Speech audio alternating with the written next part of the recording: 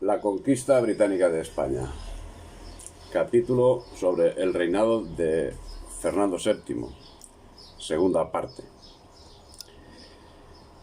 Cuando 3 meses después del Tratado de Valencé entró Fernando VII en España, en marzo de 1814, y para evitar tener que someterse a las Cortes, inició un periplo que lo llevó a Valencia, en el curso del cual recibió el apoyo incondicional del pueblo y de la nobleza, así como los consejos del embajador inglés en España, Henry Wellesley, hermano del duque de Wellington.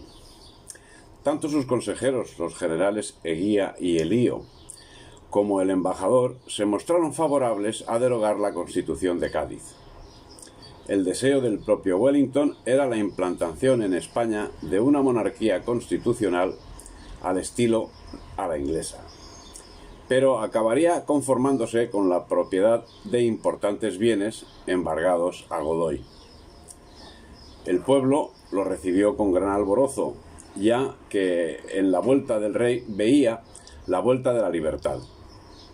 Con este ambiente, el populacho desenganchó los caballos del carruaje y lo llevaron en brazos hasta Palacio. La gente cruzaba los brazos y decía «¡Vivan las cadenas!», en alusión a la vuelta del absolutismo y al genocidio que era la Ilustración. Incluso cuando los franceses, atónitos, preguntaban por qué se alegraban de volver a estar encadenados, les contestaban que eran cadenas de plata, que son de chaîne d'argent. Tal era el clima favorable a la vuelta del absolutismo, porque todo lo que parecía liberal era asociado a los franceses. Hasta se bautizaba a los niños con el nombre de Deseado. A finales del siglo XIX todavía había quien se llamaba así. Por ejemplo, doña Deseada fue la mayordoma del famoso poeta catalán Jacinto Verdaguer. Con este ambiente, el 13 de abril de 1814, la nobleza le dirigió el que fue conocido como Manifiesto de los Persas, redactado por diputados de las Cortes, en el que se apuntaba la nulidad de la nueva Constitución y de las leyes promulgadas por los liberales, así como la presión que estaban sufriendo los disidentes, y les solicitaba la derogación de las mismas. Se le llama Manifiesto de los Persas porque el texto se inicia como sigue. Era costumbre de los antiguos persas pasar 5 días de anarquía después del fallecimiento de su rey, a fin de que la experiencia de los asesinatos, robos y otras desgracias les obligase a ser más fieles a su sucesor. El Manifiesto de los Persas sigue señalando: los que declaman contra el poder monárquico confunden el poder absoluto con el arbitrario, sin reflexionar que no hay Estado, sin exceptuar las mismas repúblicas, donde en lo constitutivo de la soberanía no se halle un poder absoluto. Ante el manifiesto, Fernando VII adoptó las formas que le eran propias, asumiendo aquellos asuntos que se denunciaban y rechazando las ideas que para resolver los problemas se proponían, con lo que se dio lugar a lo que acabaría siendo el sexenio absolutista. No era ese el objetivo del Manifiesto de los Persas, ya que en el mismo se proponía la aplicación de reformas administrativas y políticas. Nada tenía de reaccionario ni de absolutista, salvo a la vista de los enemigos de la tradición. También se pedía el restablecimiento de la Inquisición, que había sido suprimida por decreto de las Cortes el 28 de febrero de 1813. Prácticamente este fue el único extremo del manifiesto que tendría cumplimiento, pero de una institución que ni remotamente tenía parecido con el cometido para el que había sido creada. El 4 de mayo de 1814, Fernando VII declaró nula la Constitución de Cádiz, así como toda la legislación elaborada por las Cortes, como si no hubieran pasado jamás tales actos y se quitasen de en medio del tiempo. El decreto consta de 3 partes. En la primera se relata negativamente las actividades de las Cortes, mientras en la segunda se expone un plan de reformas centradas en una convocatoria a Cortes con procuradores de la España europea y de las Indias, en la que se conservaría el decoro de la dignidad real y sus derechos y los que pertenecen a los pueblos, que son igualmente inviolables. El monarca se comprometía a defender la libertad y seguridad individual como muestra de un gobierno moderado, permitiría la libertad de prensa y establecería la separación entre las rentas del Estado y de la corona. Las leyes se establecerían conjuntamente por el rey y las Cortes. En la tercera y última parte, Fernando VII declaraba abiertamente que no pensaba jurar la Constitución, valorando los decretos de las Cortes como nulos y de ningún valor ni efecto. Y no hizo nada para justificar que durante 6 años hubiese sido el deseado, sino un fracaso, pues el momento era lo suficientemente oportuno como para restablecer la unidad de España en los 5 continentes, ya que todas las acciones llevadas a cabo desde la invasión francesa, incluidos los movimientos autonomistas de América, se habían producido invocando a Fernando VII, quien, desoyendo las voces de la justicia, basó toda su autoridad en la fuerza y el despotismo. En circunstancias normales, la España que debía haber surgido de la guerra era una España vital y convencida de sí misma, una España como la existente 2 siglos antes. Las acciones heroicas del pueblo así lo anunciaban. Pero las circunstancias en las que se movía la clase dirigente no eran precisamente esas, ya que hacía tiempo que habían dejado de ser pueblo y habían dejado de ser España para convertirse en agentes de potencias extranjeras, sin pasaporte extranjero, pero con actuaciones que manifiestamente se encontraban a su servicio. El resto del siglo XIX y del XX y del XXI serviría para confirmar esa realidad. Los sectores conservadores se echaron en manos de los ingleses, de los que esperaban su apoyo, mientras los liberales, que ya estaban en manos de Inglaterra desde mucho antes, laboraban para que Fernando VII ratificase la Constitución de Cádiz y determinaban que sería condenado a muerte cualquiera que propusiera el más mínimo cambio en el texto constitucional. Estas posturas acabarían encontrándose en el campo de batalla, luchando cada una por destruir España a su modo. En lo económico, en 1814, la corona española se encontraba nuevamente en bancarrota. El Estado reconocía títulos por valor de 12.000 millones de reales, más de 10 veces los ingresos anuales de la Hacienda, a pesar de haber aceptado solo una parte de la deuda generada durante la Guerra de Independencia. Y en cuanto al conflicto familiar de la Casa Real, el 1 de octubre de 1814, Carlos IV abdicó del trono en Roma. Pero esa era una cuestión de importancia más que menor en la baraúnda que conformaba la triste realidad nacional. En estos mismos momentos, 1813-1814, fuerzas locales populares, los llaneros de José Tomás Boves, derrotaban a los separatistas venezolanos comandados por Bolívar y Miranda. La acción de Boves llevaba más de forma personal que bajo una estricta subordinación al estamento jerárquico español, aplicó una feroz represión contra los insurgentes, lo que fue utilizado por la propaganda separatista en su contra y resulta de difícil defensa, pero en definitiva no era más que a la guerra a muerte proclamada por Bolívar al comienzo de su campaña. En esta acción, señala José Semprún Bullón, la lucha sin cuartel que se desarrolló es usual la matanza de los jefes políticos y militares insurgentes que caen prisioneros, y la de casi todos los oficiales y aún simples soldados, aunque en ocasiones el jefe realista es generoso con los vencidos. Ante esta situación en la España peninsular, los sectores liberales, alimentados por las sociedades secretas de la masonería, se mostraron muy activos. Provocaron la desestabilización política y pronunciamientos que se repitieron durante todo el sexenio absolutista.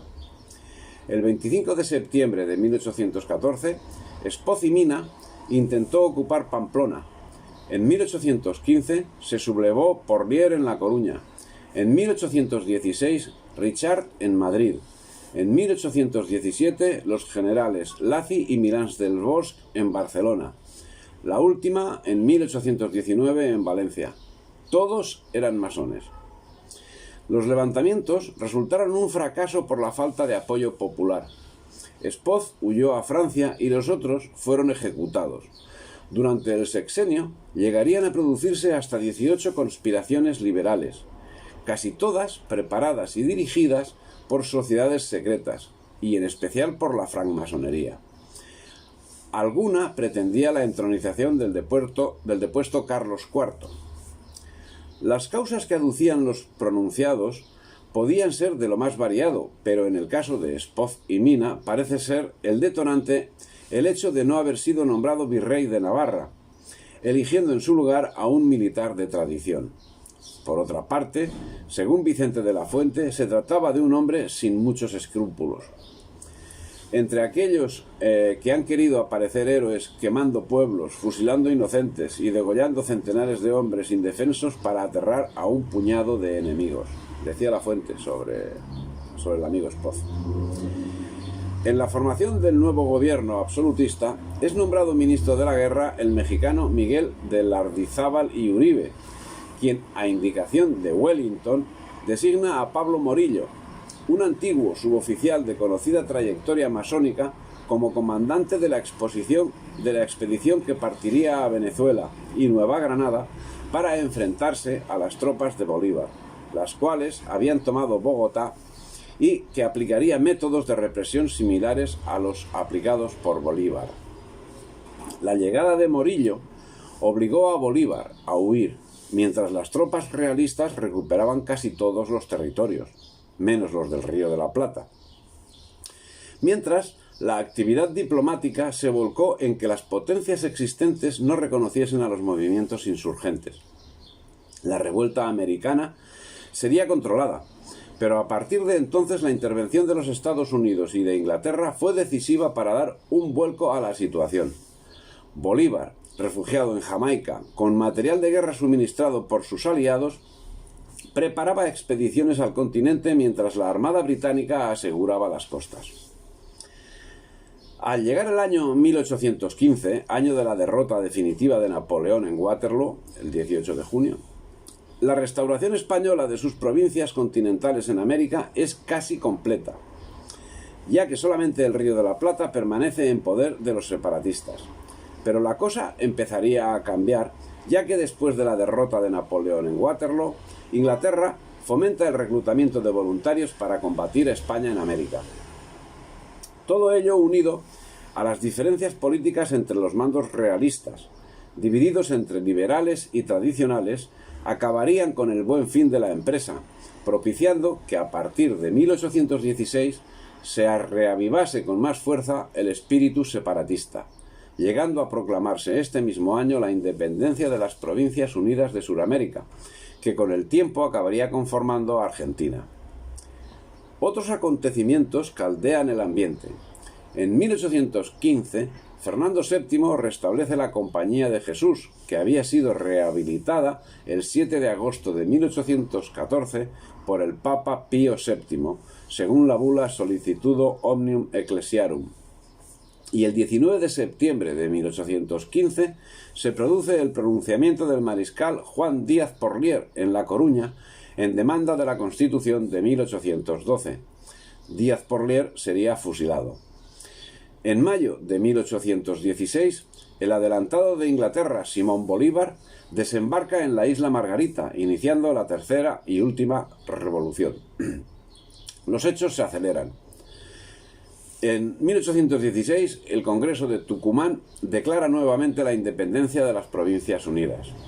En 1817, conforme al plan británico, José de San Martín cruza los Andes e inflige una derrota a los realistas en la hacienda de Chacabuco, propiciando que el año 1818 se declara la independencia de Chile bajo la presidencia de Bernardo O'Higgins. Estos éxitos propician que las tropas separatistas ocupen Bogotá, donde Bolívar, en enero de 1819, proclama la República Independiente de Colombia, que se confirma con la victoria sobre las tropas realistas en la Batalla de Boyacá, que tuvo lugar en agosto de 1819. De la península se envió una expedición al Río de la Plata, pero contra las indicaciones del ministro de Marina, José Vázquez de Figueroa, se efectuó en unos barcos destartalados y para desguace que se compraron a Rusia por 70 millones de reales de vellón. No obstante, aceptar todas las fuentes, las cualidades de estos barcos, también existen críticas por no haber realizado unas operaciones mínimas de carenado que hubiesen dejado las naves útiles al menos por un tiempo que resultaba absolutamente necesario, ya que sin llegar a admitir en su totalidad las crudas críticas citadas, lo que parece cierto es que en el mejor de los casos la madera de la que estaban construidos no era apta para la navegación transatlántica. Es el caso que solo algunos buques estaban medianamente en buen estado para navegar. Una de estas era la fragata renombrada María Isabel, de 50 cañones, que se aprestó para proteger el convoy de transportes con tropas que se enviaría a Chile, y cuyo resultado final sería penoso, cayendo en manos de los separatistas, presumiblemente gracias a una traición urdida en la España peninsular. En cualquiera de los casos, según Feliciano Gámez Duarte, la operación no pasaba por ser un acto de malversación de fondos públicos. Una monumental estafa ejecutada por el embajador ruso Tatishev contra las arcas de la Real Hacienda Española. La compra de los navíos rusos de 1817 tenía que haber paliado la situación de escasez de buques que presentaba la Real Armada después de la batalla de Trafalgar. Estos buques, que desde los medios oficiales se describían como la panacea milagrosa para remediar los males de la Armada, no pasaron de ser más que simples candidatos al desguace. Por estos 8 cascarones se pagó un precio desorbitado. Además, su utilidad quedó bastante descartada. De ellos, solo 2 pudieron ser habilitados para la navegación, toda vez que su estado de conservación era deplorable. Bien, aunque después de todo parece que según algunas fuentes no llegó a efectuarse ningún desembolso por esta operación. Pero al fin, quizá lo menos importante es si llegó a ser un desfalco o no. Lo que realmente importa es que sucedan o puedan suceder semejantes cosas. Es el triunfo de la desazón y del triunfo del enemigo.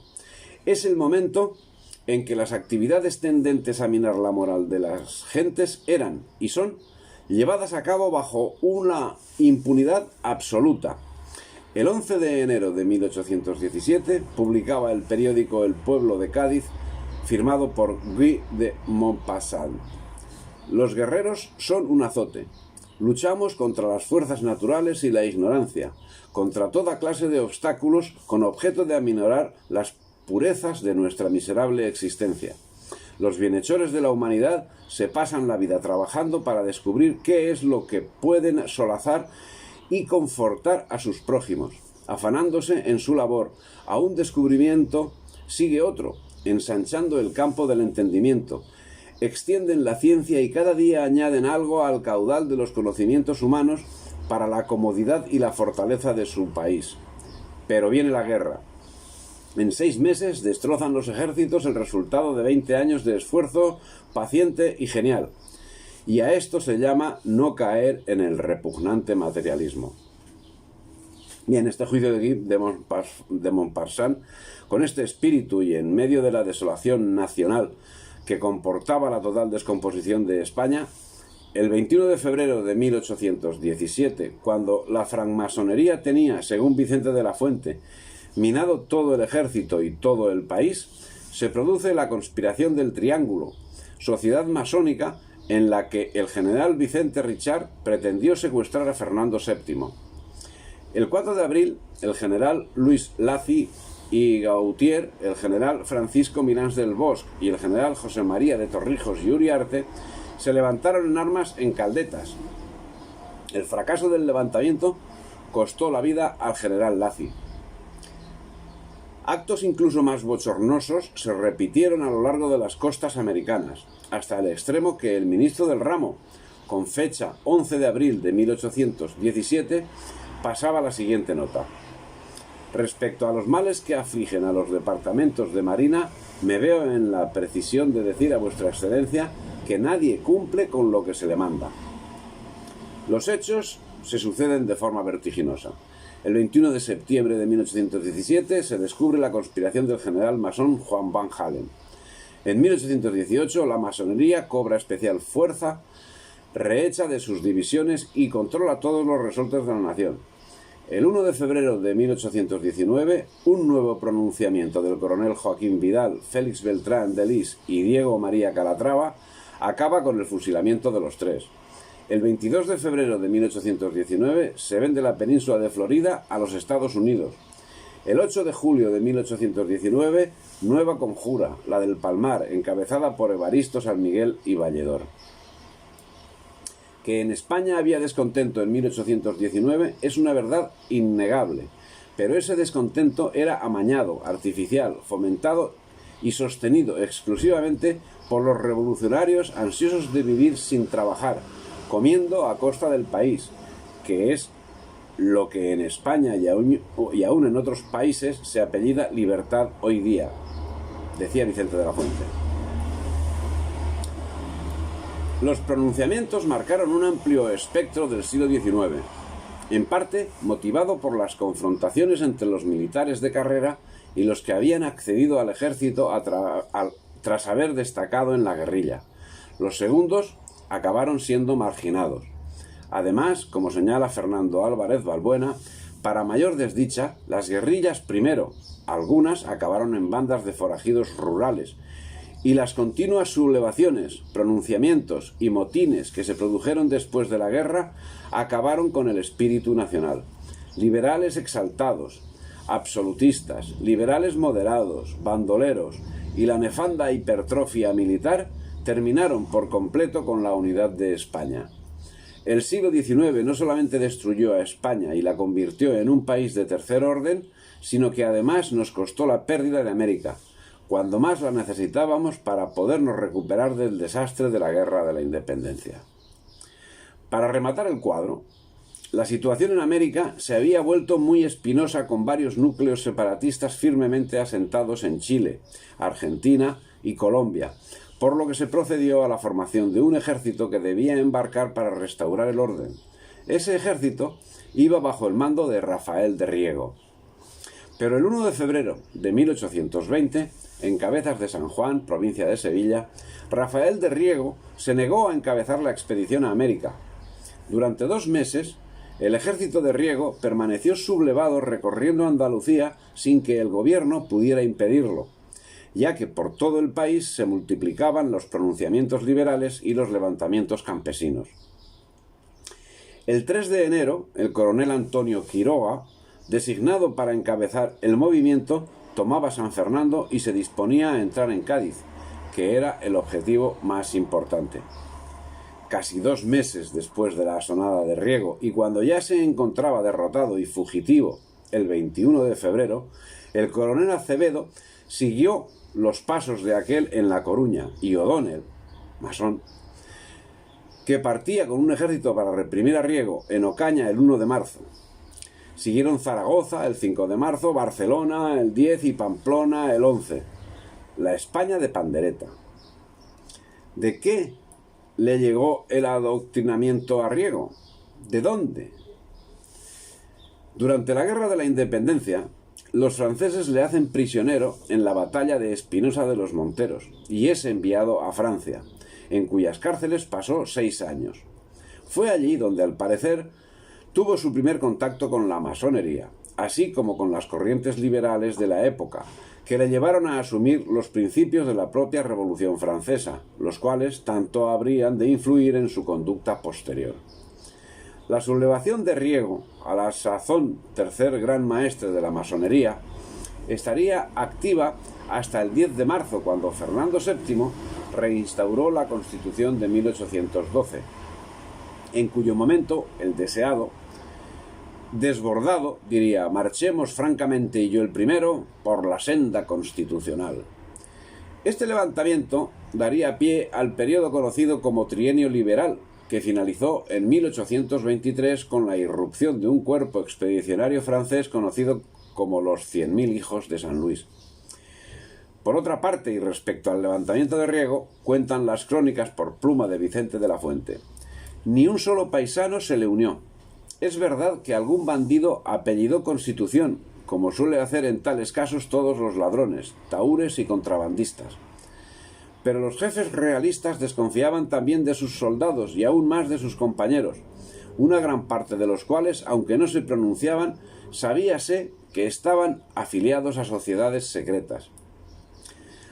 En fin, Riego fue la puntilla para el sexenio absolutista, en el que la capacidad operativa del gobierno se puede determinar si consideramos que en el sexenio hubo 28 ministros para cubrir la titularidad de 5 ministerios, y dio lugar al conocido como trienio liberal, durante el que la milicia nacional tendrá una importante presencia en la vida política, llegando a ser un verdadero bastión armado de los sectores liberales y burgueses que acabarían enfrentados a los voluntarios realistas que se estaban organizando contra el régimen liberal.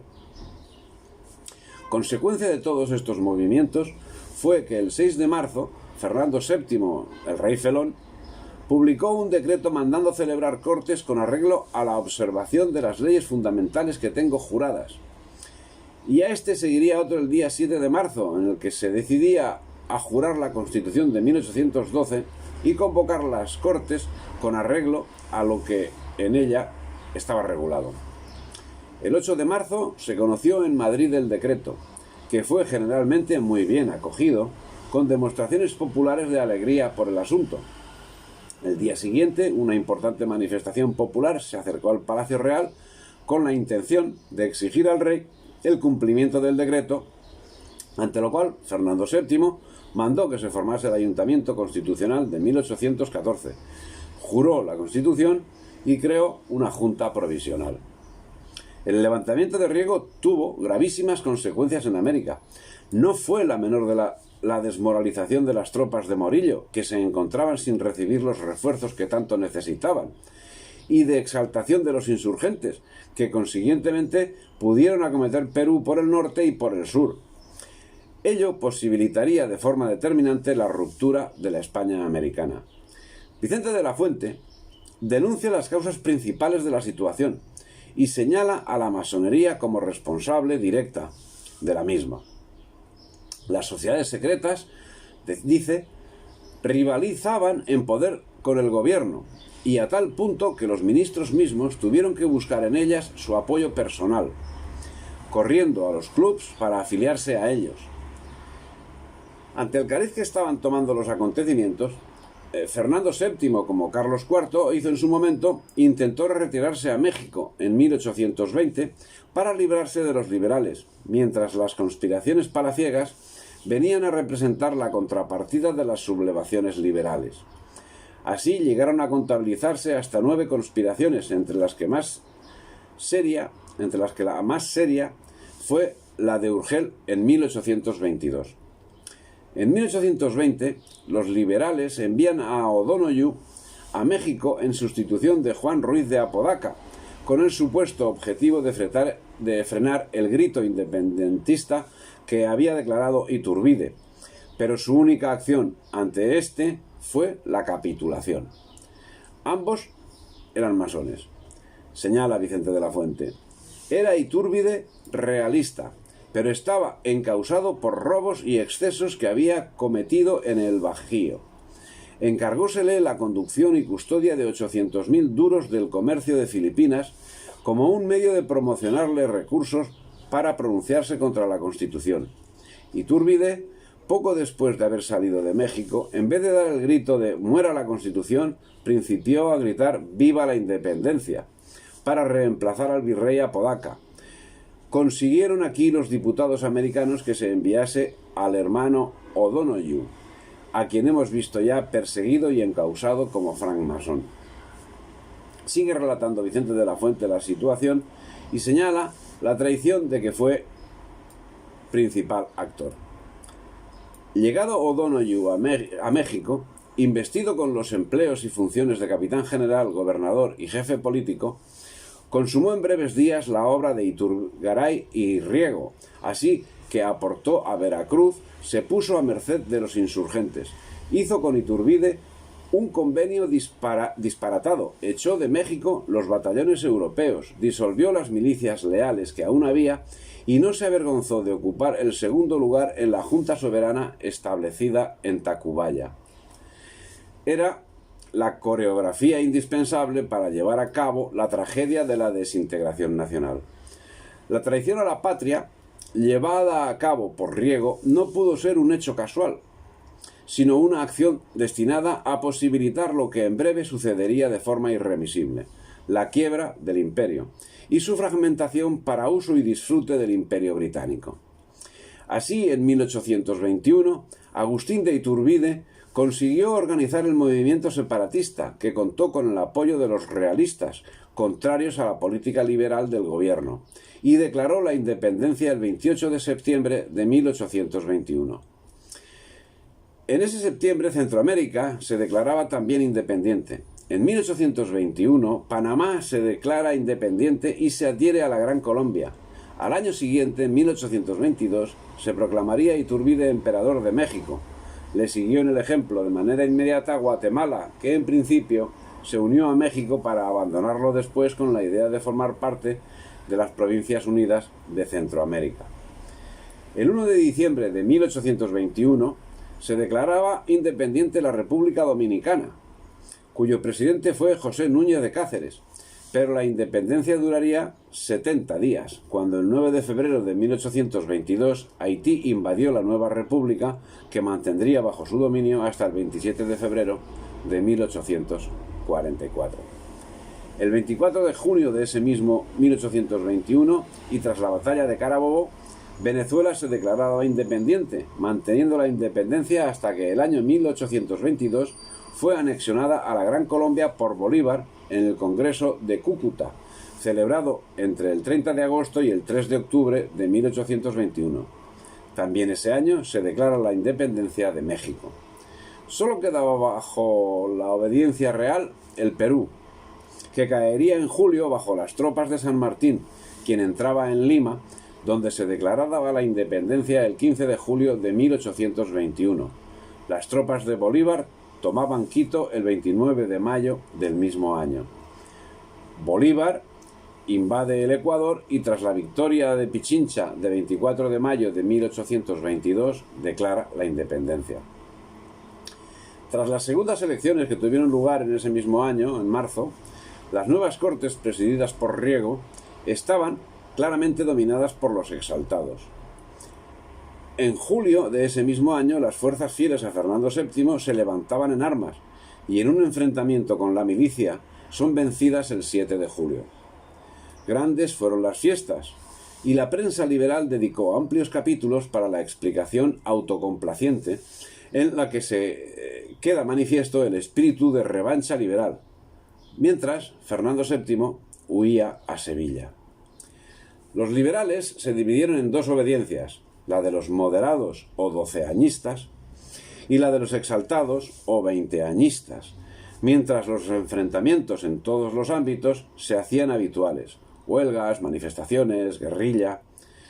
El gobierno tenía la siguiente composición. Vamos a ver. Presidente: Agustín Argüelles, gran maestre del Gran Oriente, gran comendador del Supremo Consejo y jefe y gran castellano de los comuneros de Castilla. Estado: Evaristo Pérez de Castro, masón. Hacienda: José Canga Argüelles, masón. Gracia y Justicia: Manuel García Herreros, masón. Marina: Juan Rabat, masón. Ultramar: Antonio Porcel, masón. Guerra: Marqués de Marqués de la Amarilla, masón. Gracias a estos gobernantes, durante ese periodo y según la prensa liberal, la libertad de imprenta fue un hecho y el periodismo su natural consecuencia. Dos periódicos absolutistas hay en aquella época. Cita la fuente Cosas de Madrid: La Atalaya de la Mancha y el Procurador General de la Nación y del Rey, perfecto modelo de procacidad y desentono, como lo fue después El Restaurador en 1823. Pero la libertad, según Vicente de la Fuente, se convirtió en liberalidad a favor de los políticos. El señor Argüelles, dice Vicente de la Fuente, apropióse de 720.000 reales del erario e, interpelado alguna vez por este motivo, contestó muy oportunamente que, suponiendo que él hubiera sido ministro desde que cayó la Constitución en 1814, le hubiera tocado 120.000 reales anuales de sueldo. Cada ministro se cobró por sí solo el sueldo atrasado de 720.000 reales. Al tesorero general don Domingo Torres se le desaparecieron de las manos, sin saber cómo ni cuándo, unos 80 millones de reales. Se nombra una comisión y las Cortes. ¿Y qué hicieron entonces? Nada. Pero había más. Otros que seguían la misma obediencia. Riego, Quiroga, San Miguel, O'Donoghue, O'Donnell, Mina. Como consecuencia de estas generosas actuaciones, se produjo una escisión en la masonería. Los escindidos formaron la sociedad secreta de los anilleros y de los comuneros de Castilla, donde militaría Riego, y los carbonarios. Cada uno de estos grupos controlaría los distintos posicionamientos políticos que a partir de ese momento enfrentarían al pueblo español. La corrupción se disparó en todos los ámbitos. Finalmente, los escándalos hicieron caer a Argüelles, dando lugar a que entrase en el gobierno otro masón como secretario de guerra, Antonio Olaguer Feliu, abierto partidario de la independencia de América. La dilapidación de los caudales públicos, la centralización estricta de las administraciones, el nombramiento de obispos como privativo del gobierno y la persecución del espíritu religioso unido a la sedición de algunos militares acabó en guerra civil. En 1822 se condenaba a pena de muerte sin expresión del delito que se le comportaba, como en el caso del general Elío, y cuya sentencia rezaba: examinada la causa, se le condena por unanimidad a la pena de horca. En Manresa fueron fusilados 24 hombres. En Madrid, Pamplona, Barcelona y Valencia, otras muchas personas. Mina, en La Coruña, asesina en masa. Riego hace lo mismo en Málaga. Vigodet, Ballesteros y Zayas acuchillan en Madrid mujeres y ancianos indefensos. Copons manda a ahorcar al oficial Goifeu para satisfacer el instinto de crueldad de las turbas. El empecinado en Cáceres acuchilla hasta los niños. El coronel González fusila a 300 prisioneros. La mayoría de las cortes aprueba esos asesinatos. Y para redondear la actuación, redactan una ley de defensa de la democracia en la que se condena a muerte a quien intente alterar la Constitución. La falta de autoridad del gobierno se tradujo en un endurecimiento de la vida política que adquirió las connotaciones propias de un ambiente de guerra civil con posturas irreconciliables y acciones extremistas como matanzas, deportaciones y destrucciones. Finalmente, el 7 de julio de 1822, se subleva la Guardia Real en Madrid en defensa de Fernando VII. La situación general en la nación era de alarma, descontento y descontrol, y en esa situación, el 15 de agosto de 1822, se produjo el Manifiesto de la Regencia de Urgel en apoyo de Fernando VII, cuyo texto empezaba diciendo: españoles, desde el 9 de marzo de 1820, vuestro rey Fernando VII está cautivo, impedido de hacer el bien de vuestro pueblo y regirlo por las antiguas leyes, constitución, fueros y costumbres de la península, dictadas por cortes sabias, libres e imparciales. Esta novedad es obra de algunos que, anteponiendo sus intereses al honor español, se han prestado a ser instrumento para trastornar el altar, los tronos, el orden y la paz de Europa entera. Para haberos hecho con tal mudanza el escándalo del orbe, no tienen otro derecho que la fuerza adquirida por medios criminales, con la que, no contentos con los daños que hasta ahora os han causado, os van conduciendo en letargos a fines más espantosos. Bien, sigue más. Seguía el manifiesto destacando el estado de postración en que se hallaba España y el engaño al que había sido sometido el pueblo español, al que el liberalismo le había prometido todos los bienes y en su lugar le había proporcionado todas las miserias. En ese mismo manifiesto decían: Vuestra ruina es cierta si para el remedio no armáis vuestro brazo, en lo que usaréis del derecho que con razón nadie puede negaros. El manifiesto hacía un desglose de los males de la patria. Las cárceles y los cadalsos llenos de víctimas, las gentes amenazadas y en la miseria, las cortes usurpadas por los que tenían dinero, las contribuciones exigidas desorbitadas, la inseguridad ciudadana manifiesta, el territorio desgajado de América, las leyes tradicionales meditadas habían sido sustituidas por ocurrencias de unas cortes que no representaban a nadie. El pueblo recurrió a la guerrilla en Galicia, Navarra, Vascongadas y Cataluña, donde el gobierno mandó un ejército de 20.000 soldados con orden de fusilar sin formación de causa al que fuese sospechoso de realismo. En octubre, Mina ordenaba el asesinato de los párrocos y regidores que no diesen noticia de la posición ocupada por los rebeldes en los alrededores de los pueblos. Finalmente es saqueada Cervera. Castellfollit es quemado y fusilada la población que no había huido. La Bisbal, Montblanc, Vallespinosa, Cornudella, Talarn, Sant Llorenç de Piteus, la actual Sant Llorenç de Morunys. El gobierno masónico ascendió a teniente general a Mina, que el 20 de enero de 1823 ordenó que Sant Llorenç de Piteus no pudiese volver a ser reedificado y que sus habitantes no podían permanecer en los partidos de Solsona y de Berga, excepción hecha de los liberales, amenazando con la ejecución a quienes no cumpliesen lo estipulado, incluyendo en la sentencia a las mujeres, a los niños y a los ancianos.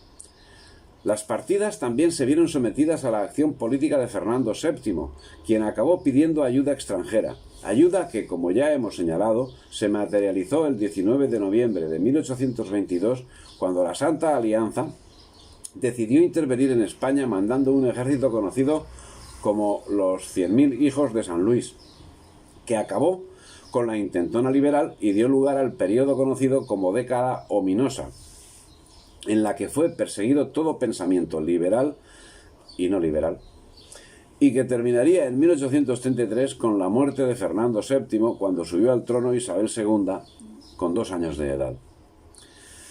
Al mando del mismo, que al parecer rondaba un total de 70.000 combatientes, de los que 40.000 eran españoles, figuraba el duque de Angulema.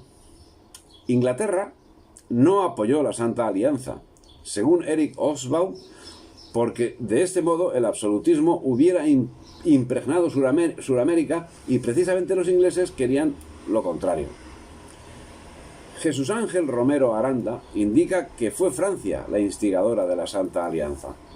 Será el Congreso de Verona de 1822 cuando Francia, la más interesada por temor al contagio revolucionario, formule su deseo de intervenir, siendo apoyada por Prusia, Rusia y Austria, mientras Inglaterra, por medio de su representante, el duque de Wellington, se negaba a participar o colaborar en la empresa. Pero al parecer, y como siempre, Inglaterra jugaba con 2 barajas, porque para la formación de este ejército fue concedida la ayuda financiera de la banca Rothschild, que la concedió ilimitada a Angulema, quien utilizó parte para sobornar a algunos parlamentarios liberales. El hecho de que posteriormente Fernando VII se negase a que la banca extranjera controlase las finanzas españolas significó, según Miguel Ángel López Morell, el cierre de la Bolsa de Londres a cualquier emisión de deuda española y la dependencia de París para esos menesteres. El 6 de abril de 1823 entran en España los 100.000 hijos de San Luis, que toman Madrid el 23 de mayo. Carlos IV, según relata Manuel Godoy en sus memorias, pidió en aquellos momentos al Congreso de Viena que se entendiera con su hijo sin escrúpulo y pudiera reconocerlo como verdadero y legítimo rey de España. Al respecto de esta petición, se hace necesario señalar la doblez de la misma, pues su redacción puede entenderse de 2 maneras, a saber, una, que su hijo Fernando VII no tenía escrúpulos, o 2, que tratasen el asunto libremente con Fernando VII. Vuelvo a leer el párrafo que tiene su intríngulis. O sea, pedía Carlos IV al Congreso de Viena, se entendiera con su hijo sin escrúpulo, y pudiera reconocerlo como verdadero y legítimo rey de España. Difícil de entender esa frase. Bueno, en esa frase quedan reflejadas demasiadas cosas. En esto quedarían constreñidos los intentos de Fernando VII por conseguir la participación de la Santa Alianza en la pacificación de América, objetivo primordial de la misma. Y es que si por una parte Inglaterra impuso sus principios en contra, Francia no llegó tampoco a tratar seriamente la cuestión, ya que también estaba preocupada por adquirir ventajas comerciales en Hispanoamérica. Por su parte, Francia e Inglaterra llegarían a un entente plasmada en el Memorándum Polignac, mediante el cual Inglaterra se aseguraba la no intervención de Francia en Hispanoamérica. Todo quedaría reducido así a una serie de rencillas y enfrentamientos de intereses espurios. El gobierno liberal no supo afrontar la amenaza y Espoz y Mina, al mando del ejército en Cataluña, disponía del mayor número de unidades, unos 25.000 hombres, pero al fin le resultaba insuficiente el número, al tener grandes contingentes destinados en la lucha contra el somatén tradicionalista, y los otros generales tenían su ejército disperso y desmotivado. Por otra parte, como el pueblo catalán, el resto del pueblo español se mostraba ajeno a los ideales liberales y no hizo nada por defender el régimen constitucional, siendo que, bien al contrario, en múltiples situaciones cuando no engrosaba directamente el ejército, recibía con entusiasmo a los mismos que 10 años atrás combatían a muerte a los franceses, como restauradores del poder absoluto de su incomprensiblemente amado Fernando VII. Todo ello facilitó que la campaña de los 100.000 hijos de San Luis resultase extremadamente fácil. Por su parte, el duque de Angulema, comandante del ejército de la Alianza, lanzó una proclama en la que señalaba que el único propósito de la expedición era restaurar el orden y las leyes, restablecer el altar y el trono, librar del destierro a los sacerdotes, del despojo a los propietarios, y al pueblo de todo dominio que, proclamando libertad, no preparaban sino la destrucción de España. En cuanto al juicio que puede generar la actitud del pueblo, sencillamente penosa. Según queda relatado en Cosas de Madrid, actuando como chusma, jaleaba la llegada del ejército aliado, mientras el ejército liberal, al mando del general Zayas, obligaba a aquellos a refugiarse en el Retiro, de donde finalmente fueron expulsados. Sería la única actuación gloriosa de los liberales. Su ejército se batió en retirada sin apenas combatir. Solo en Cataluña se produjo cierta resistencia, mientras en Zaragoza los invasores eran recibidos con vítores.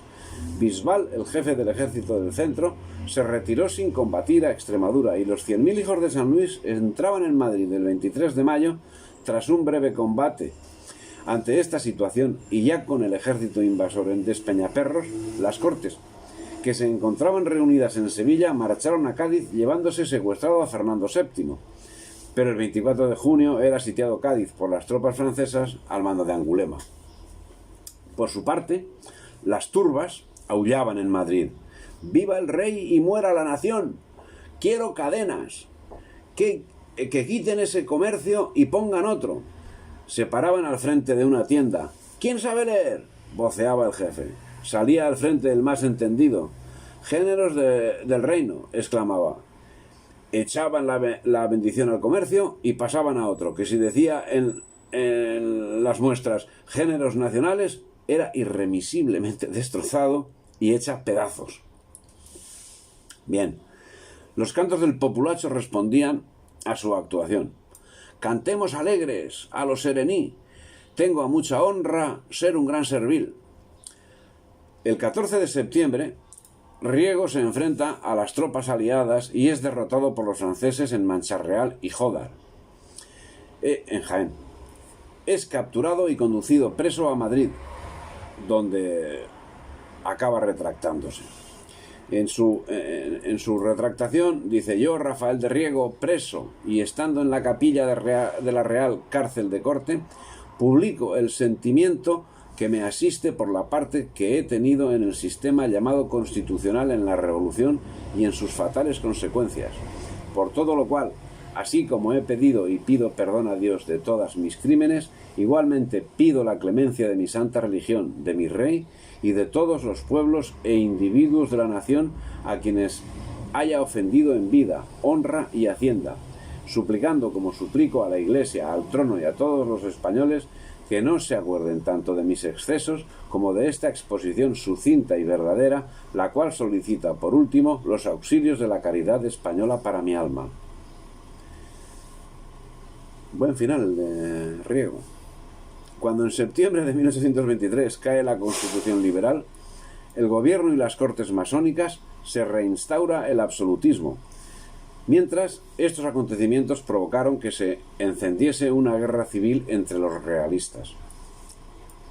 Una descoordinación inexplicable, pero algo por lo demás muy español.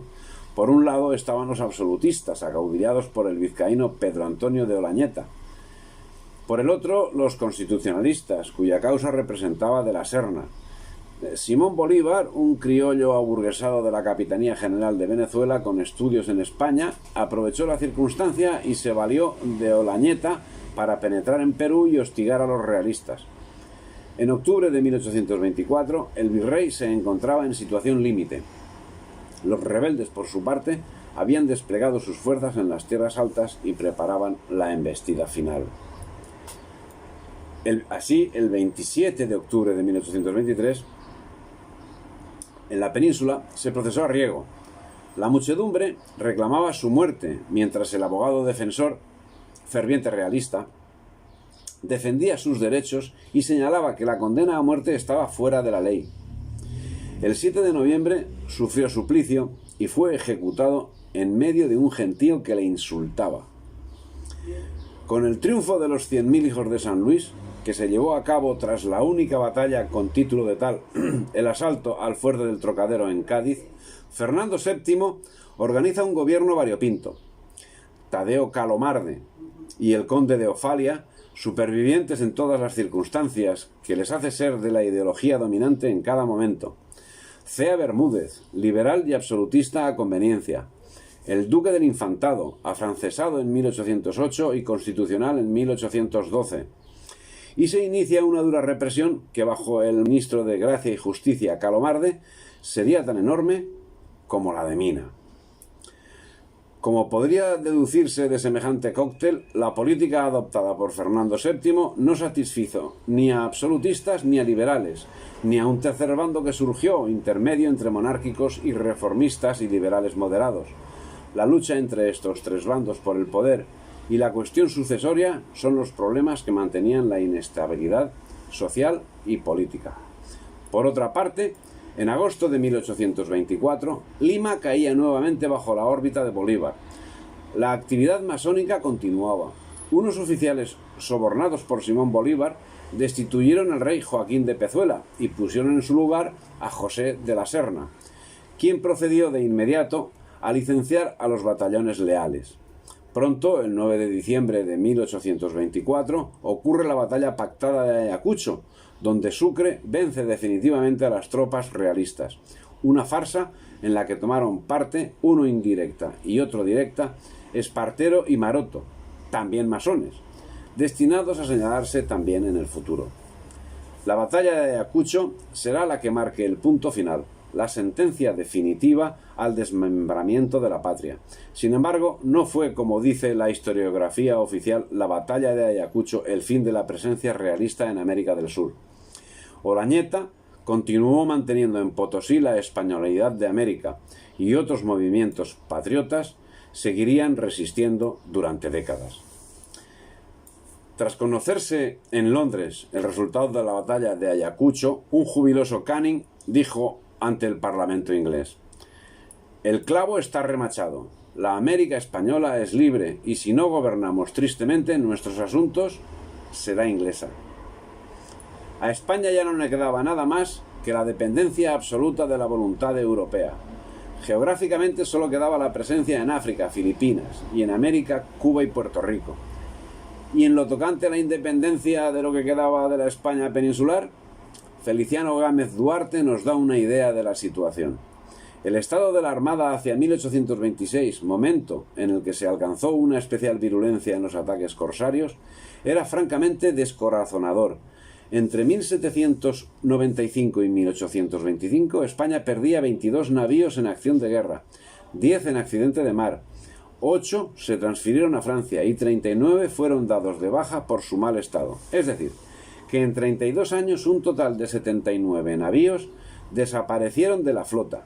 Por el contrario, durante esta etapa solo se puede anotar 11 altas.